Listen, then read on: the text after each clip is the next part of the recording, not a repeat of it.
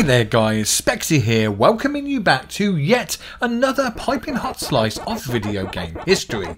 So, come on in, take a seat, grab yourself a drink and prepare to indulge.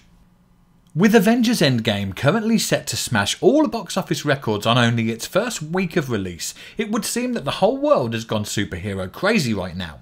And with this in mind, I've decided to take a closer look across the decades at superheroes in video games, members of the Avengers no less, and obviously rather fit in with the current events and trends.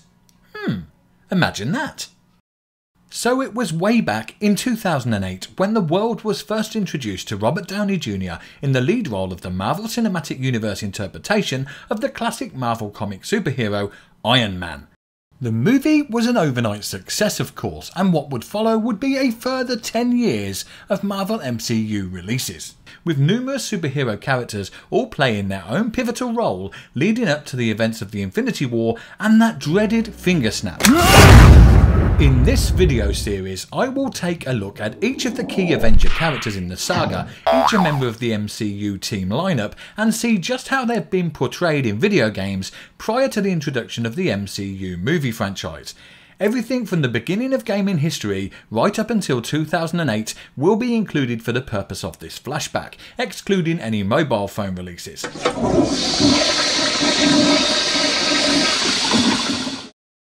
And if you think that I've missed something at any point along the way, then please let me know in the comments section below. So let's begin with the MCU's first movie character, the enigmatic yet lovable Tony Stark, better known of course as Iron Man, a Marvel hero in comic form at least since 1963 and first appearing in Tales of Suspense number 39. But when, where and on what hardware has this superhero been shared with the gameplay in public? The earliest I can remember seeing Iron Man in game form was as a selectable character in the Data East 1991 arcade beat-em-up Captain America and the Avengers. The Avengers! Later to be released on several consoles including SNES, Genesis, or Mega Drive if you'd rather, Game Gear and Game Boy. As far as the game went, it was just your run-of-the-mill side-scrolling beat-em-up affair, with a multitude of enemies to dispatch on your mission to defeat Hydra and the evil Red Skull, who, with the help of other supervillains, plans on taking over the world. You cannot beat me! Well, that's original. Along the way you will encounter the Mandarin, a Sentinel droid, Juggernaut, Ultron and of course the despicable Red Skull himself. This game also included support characters who could be summoned by collecting certain power-ups along the way to assist in the good fight, including one rather brief member of the team and another who is, well, almost an Avenger, Quicksilver and the Wasp. Another game of the same name also appeared in this year for the NES, a game by Data East, but instead of being a beat-em-up this time, it was a side-scrolling platform game, seeing you in the role of either Captain America or Hawkeye on a mission to rescue your captured teammates Iron Man and the Vision. So although you could not play Iron Man in this version of the game, he was still in it, so I say that still counts.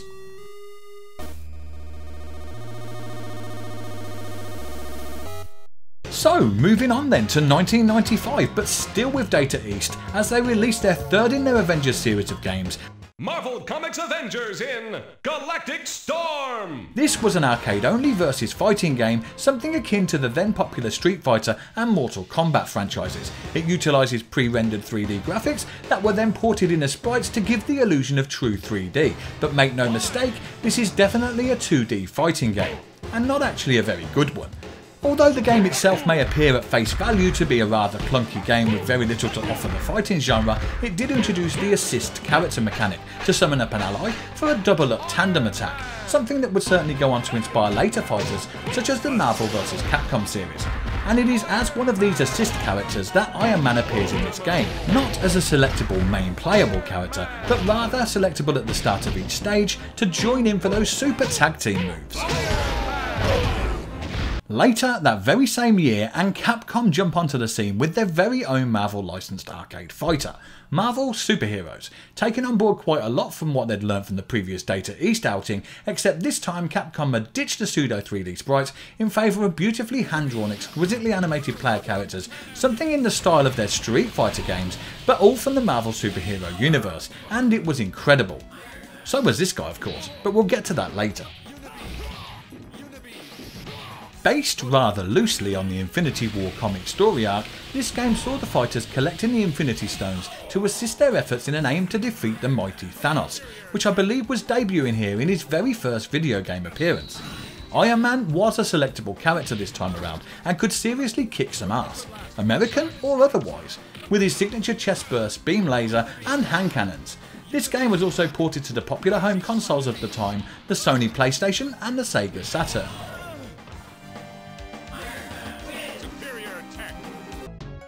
So it's 1996 now, and Capcom, loving the Marvel license, released yet another superhero pack title, Marvel Superheroes War of the Gems, on the Super Nintendo Entertainment System. Oh, I hate calling it that. Let's try that again. On the SNES. Ah, that's better. A 2D action arcade platformer with several selectable superheroes, mostly Avengers, but with Wolverine thrown in there for good measure, I guess.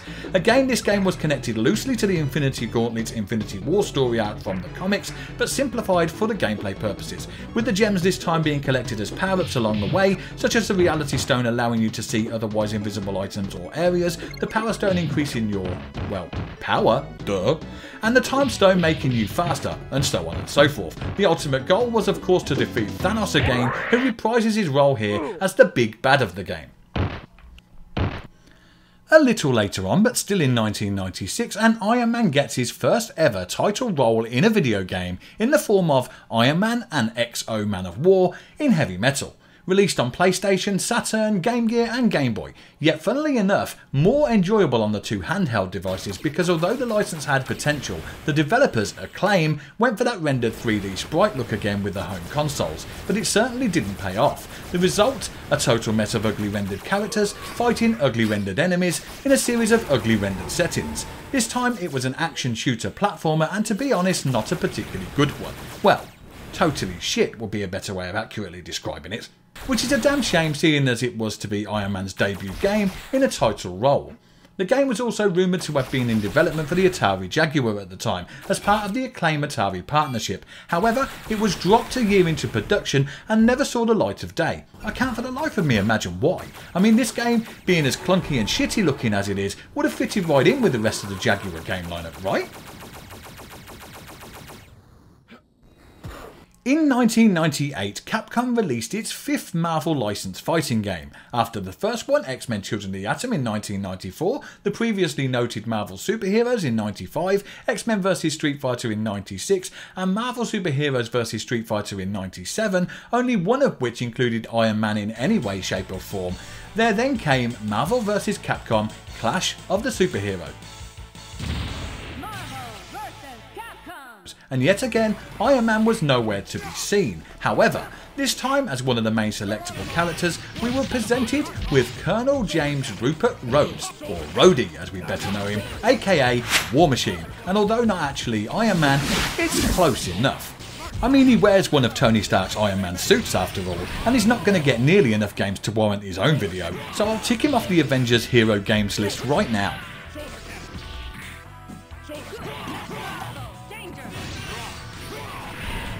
We are now entering the 21st century, and Capcom are at it once again with the release of Marvel vs Capcom 2 New Age of Heroes, and this time around we get to play both Iron Man and War Machine as selectable characters on the roster, both with a collection of super moves to literally make your mouth water. This is probably one of the best Capcom fighters ever to be released in my opinion, based purely on the over-the-top specials and the sheer amount of playable characters on offer.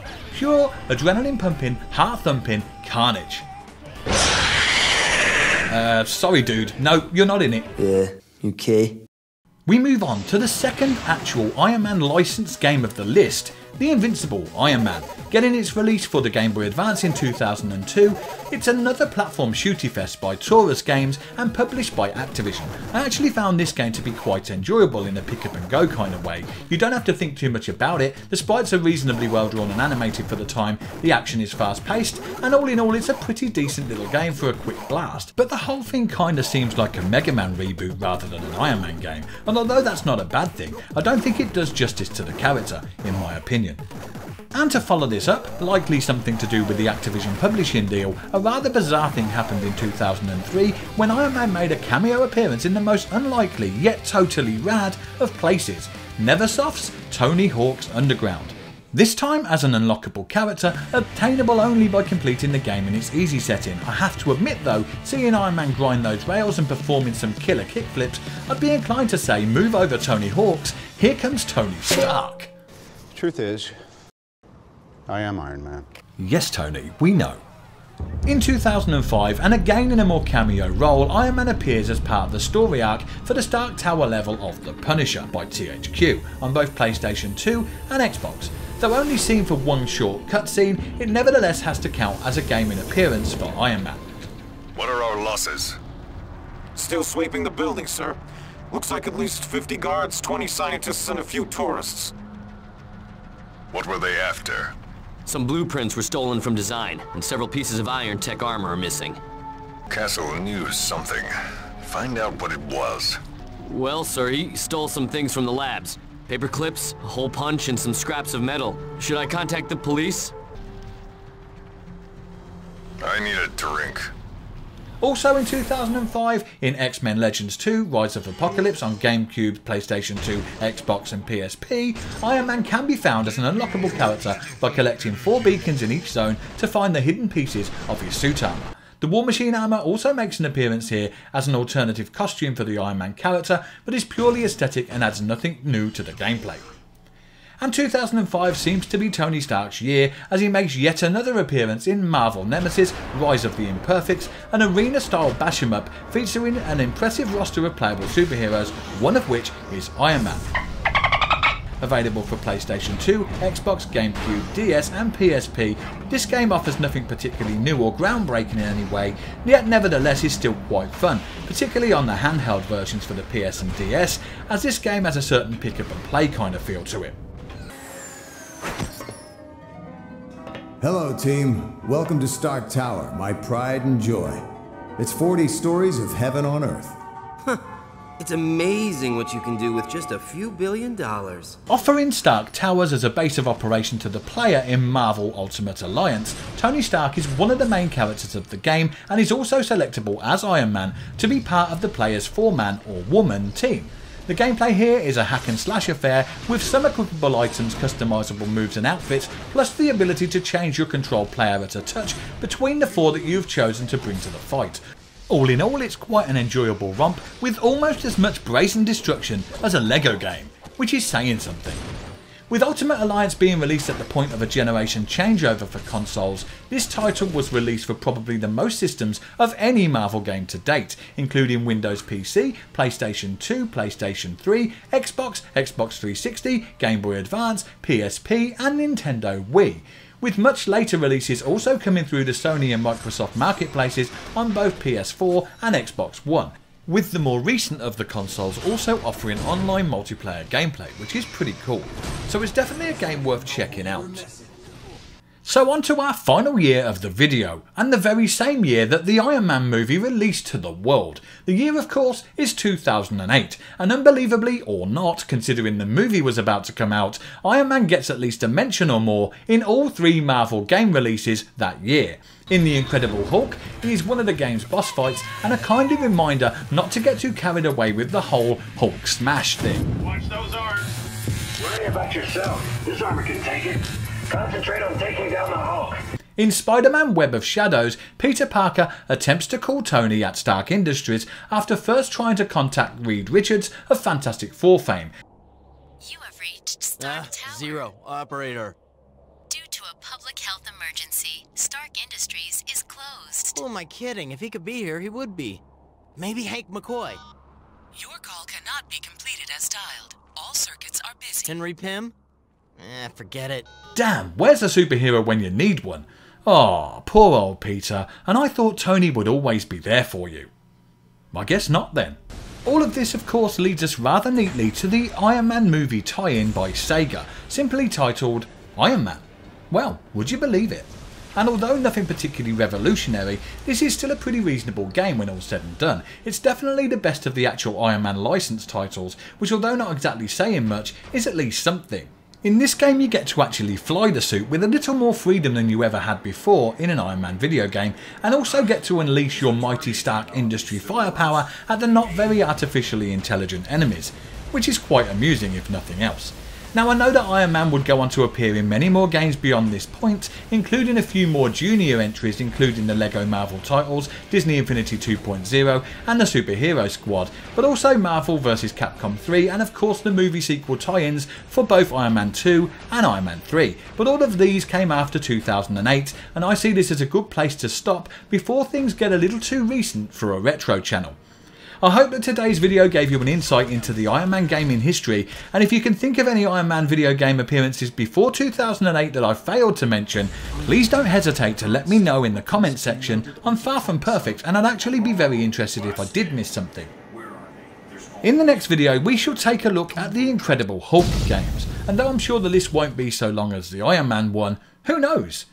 Remember, if you would like to support the channel further, you can do so by becoming a patron. Pledging even as little as $1 a month can help the channel to grow and improve. Or maybe you'd just like to buy me a coffee on my Ko-fi page. Current target is a cheese toastie. Yes, I'm setting my aim high. Details for both of these can be found in the video description, and a big thank you to all of you regardless just for being there and watching my videos. I appreciate that much more than you can possibly imagine. If you enjoyed this video, then why not spank the hell out of that thumbs up button and don't forget to subscribe for more retro goodness. I've been Spexy, you've been super, and I look forward to looking backwards with you again in the next episode. See you soon. Bye for now.